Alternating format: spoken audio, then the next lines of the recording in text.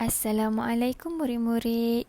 Jadi hari ini kita akan kembali lagi dalam kelas Bahasa Melayu bersama Cikgu Wada. Murid-murid, hari ini kita akan belajar tajuk Indahnya Alam. Murid-murid boleh rujuk muka surat 26 di dalam buku teks Bahasa Melayu Jilid 2. Objektif pembelajaran kita pada hari ini ialah murid dapat membina pantung 4 kerat secara separa terkawal. Terdapat 4 rangkap pantun di dalam buku teks yang perlu murid selesaikan mengikut arahan yang diberikan. Arahan tersebut ialah murid-murid perlu padankan pembayang maksud dan maksud pantun yang sesuai dengan pantun di bawah.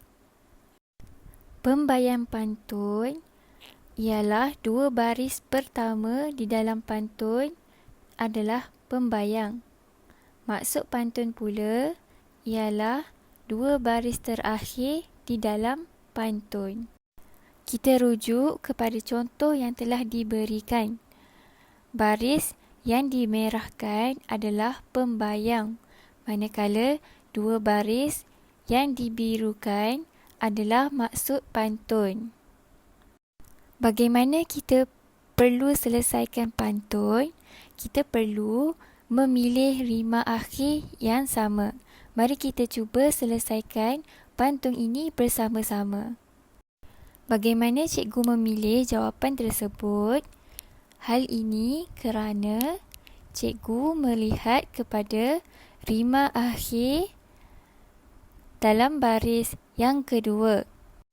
Cikgu telah meletakkan nombor di baris yang pertama. Baris kedua, nombor 2. Dan baris yang ketiga, nombor 1. Baris yang keempat, nombor 2.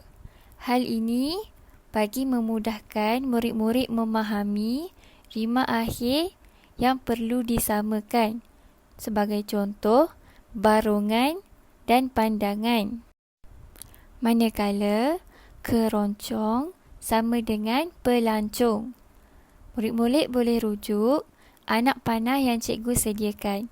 Kuning perlu sama dengan kuning dan warna merah jambu perlu sama dengan warna merah jambu. Oleh itu, murid-murid boleh rujuk jawapan yang diberikan dan memilih rima akhir yang sama berdasarkan pantun yang diberikan. Baiklah murid-murid, rangkap seterusnya ialah benih selasih mari disemai dan tempat kosong. Pantai nan bersih mengundang damai, tenangnya hati ketika berlibur. Okey murid-murid, bagaimana kita ingin memilih jawapan?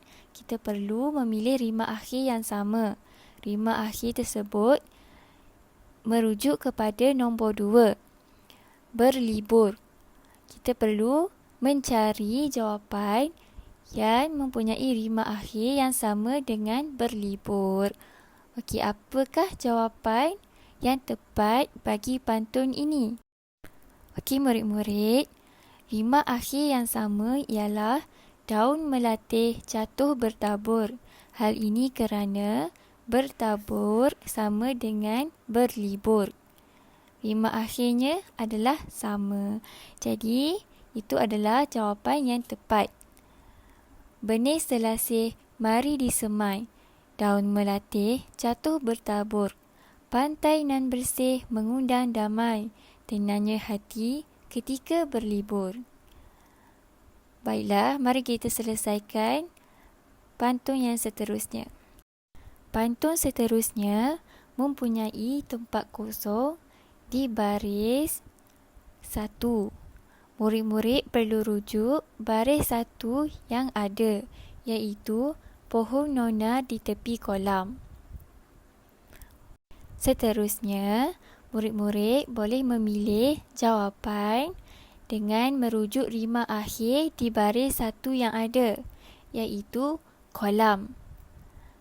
Apakah jawapan yang mempunyai rima akhir sama dengan kolam?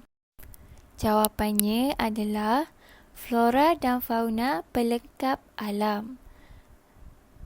Melalui pantun ini, murid-murid boleh lihat rima akhir yang sama. Baris yang satu sama dengan baris satu dan baris dua sama dengan baris dua. Pohon nona di tepi kolam, buah di dahan, dipetik teruna. Flora dan fauna pelengkap alam, ciptaan Tuhan paling sempurna.